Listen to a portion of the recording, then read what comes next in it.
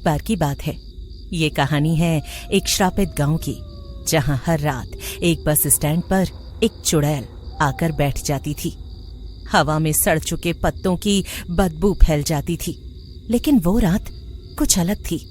उस दिन अमावस्या की रात थी, इसलिए पुराना बस स्टैंड पहले से भी ज्यादा डरावना लग रहा था।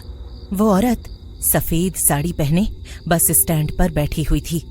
उसके घूंघट की वजह से उसका चेहरा दिख नहीं रहा था। वो पूरी रात उस बस स्टैंड पर बैठी रही। वो पूरी रात बस का इंतजार करती थी। गांव वाले कहते थे, जो भी आदमी आधी रात के बाद उस बस स्टैंड पर रुक गया, वो कभी पहले जैसा वापस नहीं लौटा। लेकिन असली डर की शुरुआत उस रात हुई, जब विक्रम और नरेश वहां पहुंचे। रात के करीब 11:30 बज रहे थे। तेज बारिश के बीच सड़क पर एक बाइक आकर रुकी। बाइक पर 2 आदमी थे, विक्रम और उसका दोस्त नरेश। दोनों शहर से लौट रहे थे।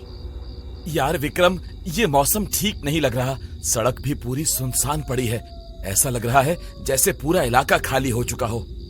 बस गांव पहुंच जाएं, वहां जाकर चैन मिलेगा। यहाँ 1 मिनट भी रुकने का मन नहीं कर रहा।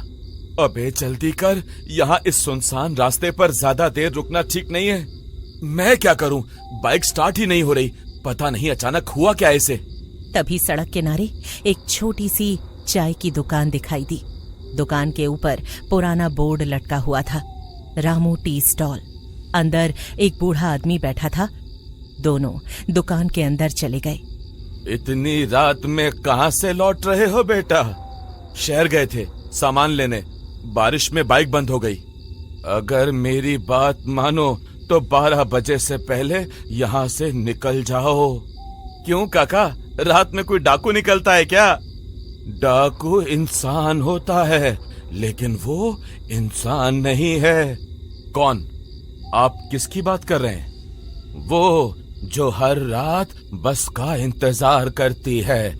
वो बस आने ही वाली है।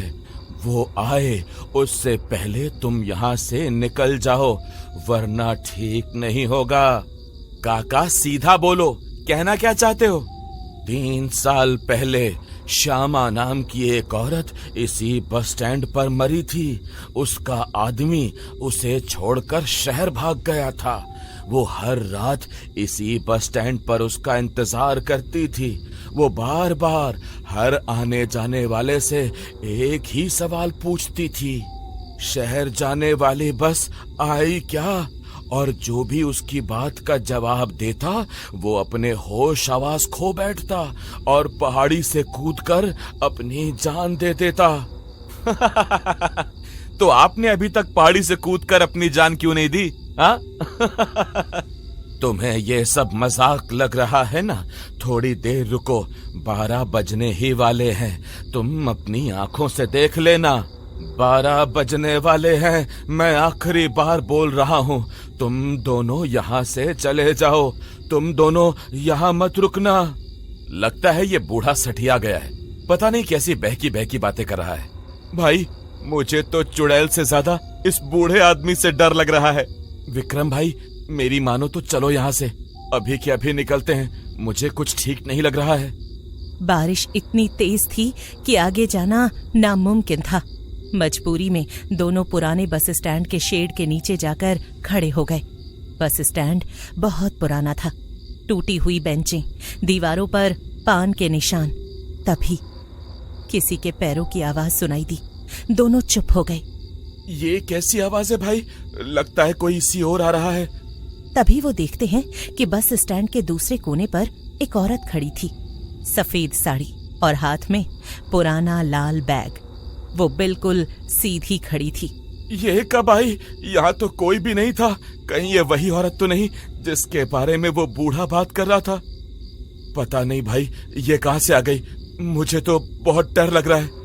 फिर धीरे धीरे वो औरत उनकी तरफ देखने लगी। उसकी आंखें बहुत अजीब थीं, जैसे कई दिनों से सोई न हो। औरत धीमी आवाज, शहर जाने वाली बस आई क्या?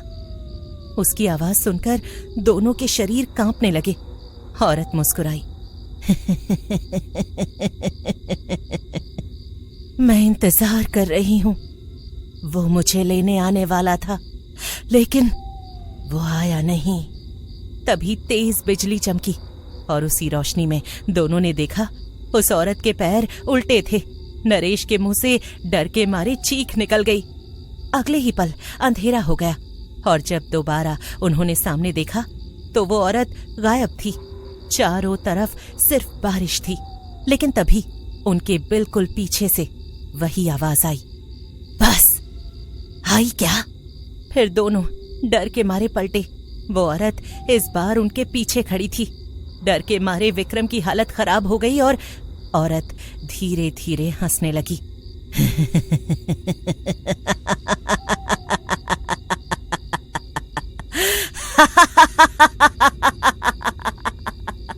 उसकी डरावनी हंसी सुनकर दोनों की डर के मारे हालत खराब हो गई।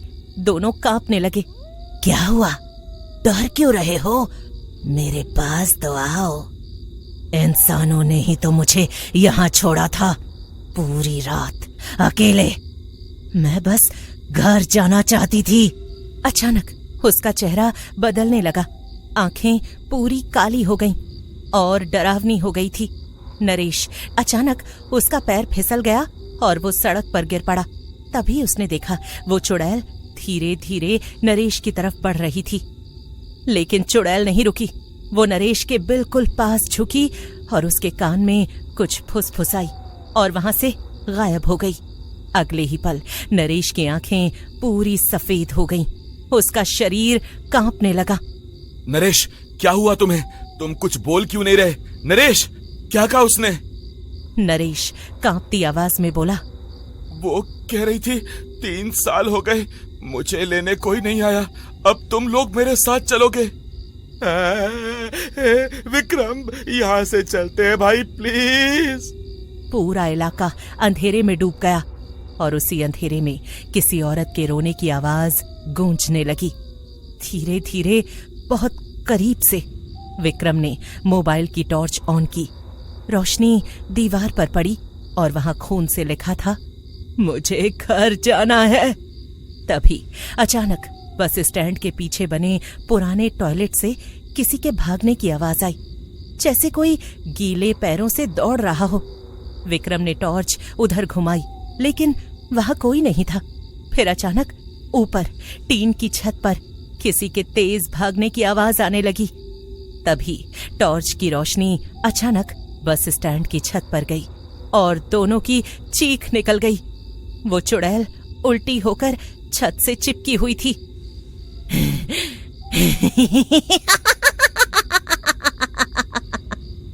फिर अचानक वो छत से नीचे आकर खड़ी हो गई।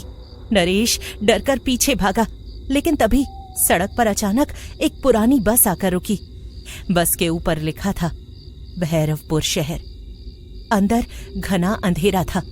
फिर उस अंधेरे से कई लोगों के रोने की आवाज आने लगी। नरेश जैसे किसी सम्मोहन में बस की तरफ चलने लगा और बस धीरे धीरे अंधेरे में आगे बढ़ने लगी। अरे मर गया रे, कोई बचाओ मुझे, बचाओ बचाओ, आ। नरेश की चीखें दूर होती चली गईं। विक्रम सड़क पर अकेला खड़ा कांपता रहा। बारिश बंद हो चुकी थी, लेकिन तभी उसे महसूस हुआ कोई उसके पीछे खड़ा है। उसने धीरे धीरे पीछे मुड़कर देखा। वो चुड़ैल फिर से उसके पीछे खड़ी थी। तू भी मेरा इंतजार करेगा। अगले ही पल विक्रम जोर से चीखा। उसकी चीख पूरी सड़क पर गूंज गई और वो बेहोश हो गया। सुबह गांव वालों ने उसे बस स्टैंड के पास बेहोश पाया। कुछ महीनों बाद विक्रम भी गांव छोड़कर चला गया। कई साल बाद एक ट्रक ड्राइवर रात में उसी बस स्टैंड के पास रुका। सिर्फ एक औरत खड़ी थी। उसने धीरे धीरे ड्राइवर की तरफ देखा और मुस्कुराते हुए पूछा, शहर जाने वाली बस आई क्या?